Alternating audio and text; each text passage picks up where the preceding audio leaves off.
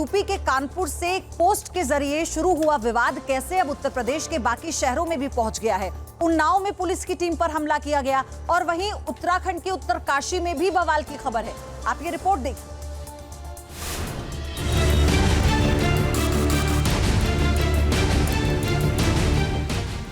I love Mohammad poster पर क्यों मचा है संग्राम।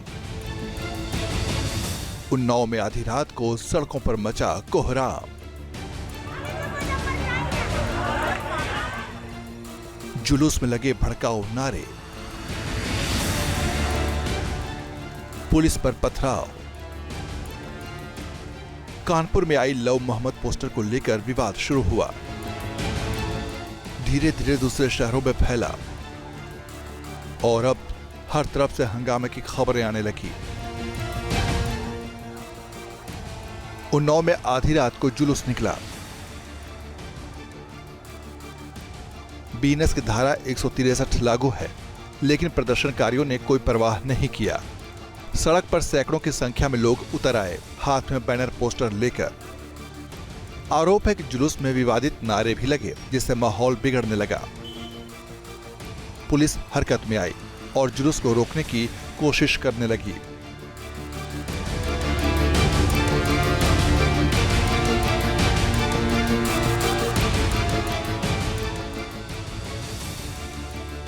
भीड़ भड़की तो पुलिस पर पथराव शुरू कर दिया। आगे आगे पुलिस, पीछे पीछे भीड़। इस पथराव में आधा दर्जन से ज्यादा लोग घायल हो गए।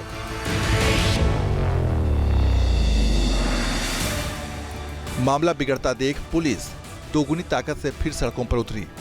एएसपी, एडीएम, एसडीएम और सीओ सभी मौके पर पहुंच गए। कई थानों की पुलिस को भी बुला लिया गया। फिर भीड़ को रोकने के लिए पुलिस ने लाठीचार्ज किया, तब जाकर हालात पर काबू पाया गया।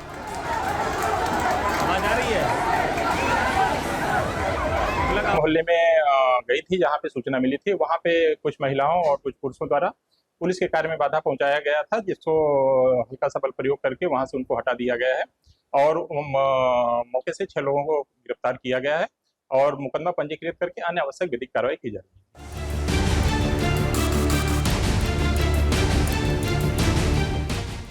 पुलिस ने आपसी सौहार्द बिगाड़ने और बिना इजाजत जुलूस निकालने के खिलाफ एफआईआर दर्ज कर ली है। आरोपियों की तलाश की जा रही है, जिन्होंने माहौल को बिगाड़ने की कोशिश की, जिन्होंने लोगों को भड़काया। पुलिस उनकी तलाश में जुटी है। बवाल उत्तराखंड के काशीपुर में भी हुआ, जब आई लव मोहम्मद के पोस्टर के साथ लोग सड़कों पर उतर आए और नारेबाजी करने लगे। सैकड़ों की भीड़ अली खां इलाके में इकट्ठा हो गई। भीड़ बढ़ी तो बवाल भी शुरू हो गया। सूचना के बाद पुलिस जब मौके पर पहुंची तो उपद्रवियों ने पुलिस को ही दौड़ा लिया। इतना ही नहीं, पुलिस की गाड़ी देखते ही भीड़ उस पर टूट पड़ी और उसे भी क्षतिग्रस्त कर दिया। हालांकि कुछ देर बाद पुलिस ने हालात पर काबू पा लिया। पुलिस अब सीसीटीवी और वीडियो फुटेज के आधार पर उपद्रवियों की पहचान में जुटी हुई है। मैं आम लोगों से अपील करूंगा कि ये अराजक तत्व है, इनका अपना अंतर्निहित स्वार्थ है, उसी के उसमें इनके द्वारा लोगों को गुमराह करके और इस तरह का कार्यक्रम करने का प्रयास किया गया। इनके द्वारा न पुलिस को पूर्व में सूचना दी गई, प्रशासन को न सूचना दी गई, न इनके द्वारा कोई अनुमति ली गई थी और इस तरीके से कार्यक्रम करके और यहाँ पे शांति व्यवस्था को चुनौती दी गई, शांति व्यवस्था को प्रभावित करने का प्रयास किया गया, अराजकता का एक माहौल बनाने का प्रयास किया गया। अभी स्थिति नियंत्रण में है। इनके विरुद्ध जल्द से जल्द हमारे द्वारा वैधानिक कार्रवाई की जाएगी। इससे पहले लखनऊ में इस मुद्दे पर मुस्लिम महिलाओं ने हंगामा किया।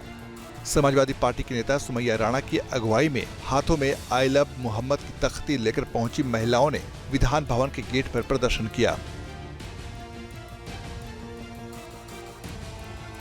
इस दौरान उनकी पुलिस के साथ झड़प हो गई। पुलिस ने एहतियातन सभी प्रदर्शनकारियों को हिरासत में ले लिया, बाद में छोड़ दिया। महाराष्ट्र में एसपी विधायक अबू आजमी भी आई लव मोहम्मद का पोस्टर लेकर सड़क पर उतरे और यूपी पुलिस के खिलाफ नारेबाजी की।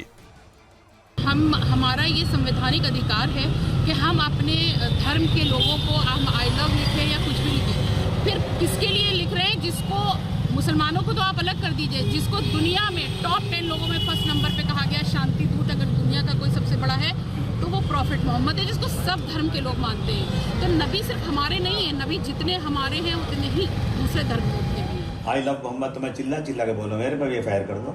मोहम्मद जितने देखो मोहम्मद जो आए थे दुनिया में वो सिर्फ मुसलमानों के लिए नहीं आए थे, वो रहमतुल आलमीन पूरे आलम के लिए एक रहमत लेकर आए थे। रसूलुल्लाह के बारे में हम जीते जी कोई गलत बात सुनने को तैयार नहीं, चाहे हमें जेल हो जाए, चाहे हमें आप काट के फेंक देंगे, इतना FIR करना करो। लेकिन आई लव मोहम्मद इस देश का पूरा मुसलमान और मैक्सिमम हिंदू भाई जो जानते हैं हिस्ट्री को, वो भी आई लव मोहम्मद कहते हैं।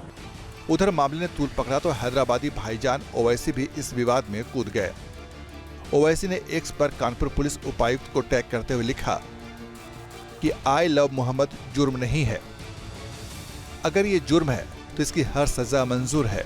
तुम पर मैं लाख जान से कुर्बान या रसूल, बर आए मेरे दिल के भी अरमान या रसूल, क्यों दिल से मैं फिदा न करूं जान या रसूल, रहते हैं इसमें आपके अरमान या रसूल।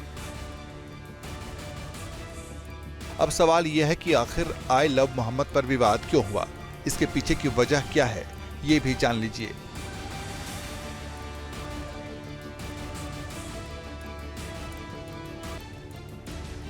दरअसल कानपुर के रावतपुर के सैयद नगर में 4 सितंबर को 12 वफात के कार्यक्रम के दौरान आई लव मोहम्मद का साइन बोर्ड लगाया गया। आरोप है कि इलाके में रहने वाले दूसरे पक्ष ने इसका विरोध किया। सूचना पर रावतपुर थाने की पुलिस जब पहुंची तो टेंट लगाने वालों ने पुलिस के सामने विरोध किया। काफी समझाने बुझाने के बाद दोनों पक्षों की सहमति से टेंट और आई लव मोहम्मद का बैनर पुरानी जगह पर लगवा दिया गया। दावा है कि अगले दिन 5 सितंबर को मुस्लिम समुदाय का 12 वफात जुलूस निकाला गया।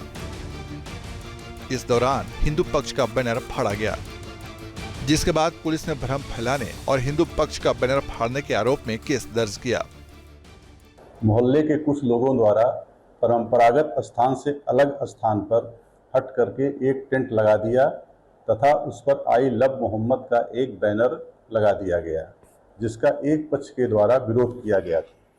उपरोक्त सूचना पर रावतपुर थाने की पुलिस जब पहुंची तो टेंट लगाने वालों के द्वारा भी पुलिस के सामने विरोध किया गया। बाद में दोनों पक्षों की सहमति से टेंट व आई लव मोहम्मद का बैनर परंपरागत स्थान पर लगवा दिया गया था। उल्लेखनीय है कि आई लव मोहम्मद के लिखने या बैनर लगाने पर कोई FIR नहीं की गई है, बल्कि परंपरागत स्थान से अलग हटकर नए स्थान पर बैनर लगाने तथा जुलूस निकालने के दौरान इस पक्ष के द्वारा दूसरे पक्ष का बैनर फाड़ने पर हुई है। अनुरोध है कि इस संबंध में कोई भ्रांति न फैलाई जाए।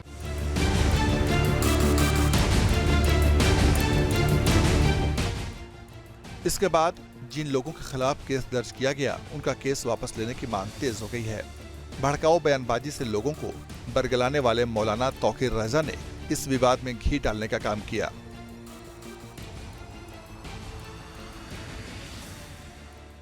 तो आज की तारीख में हुकूमत से हम नाउम्मीद हैं, तमाम सेकुलर पार्टियों से हम नाउम्मीद है, चुनाव आयोग से हम नाउम्मीद है। चुनाव आयोग सरकार के दबाव में जो NRC सरकार नहीं कर सकी, ये बाईपास तरीके से NRC लागू करने की कोशिश की जा रही है। चुनाव आयोग हमारा साथ नहीं दे रहा है, बेईमानी कर रहा है।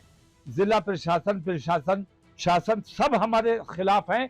ऐसी सूरत में अगर मुसलमान नाउम्मीद होकर सड़कों पर आ गया तो उसकी जवाबदेही किसकी होगी।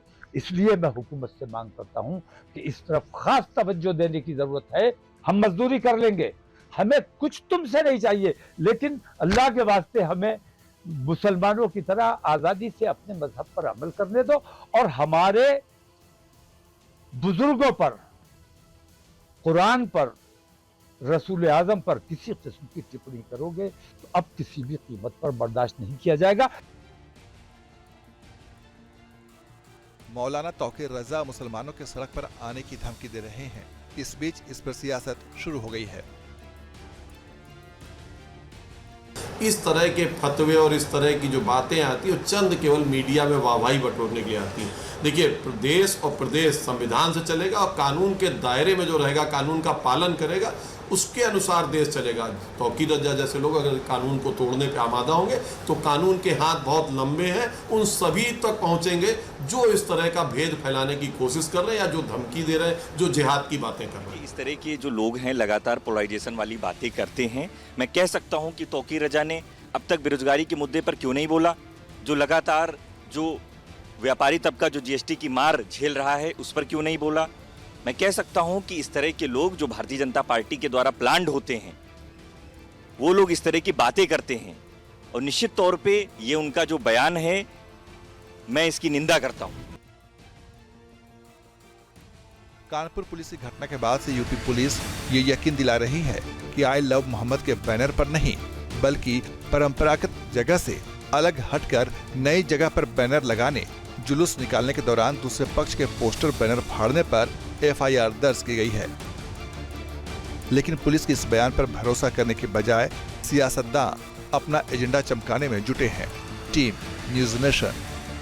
जहां भक्ति है हर शब्द में, कथाओं में छुपे हैं दिव्य रहस्य और ज्योतिष देता है जीवन को दिशा। धर्म से जुड़ी हर बातों को जानने के लिए हमारे चैनल स्तुति को सब्सक्राइब करें। चैनल पर जाने के लिए इस लिंक पर क्लिक करें।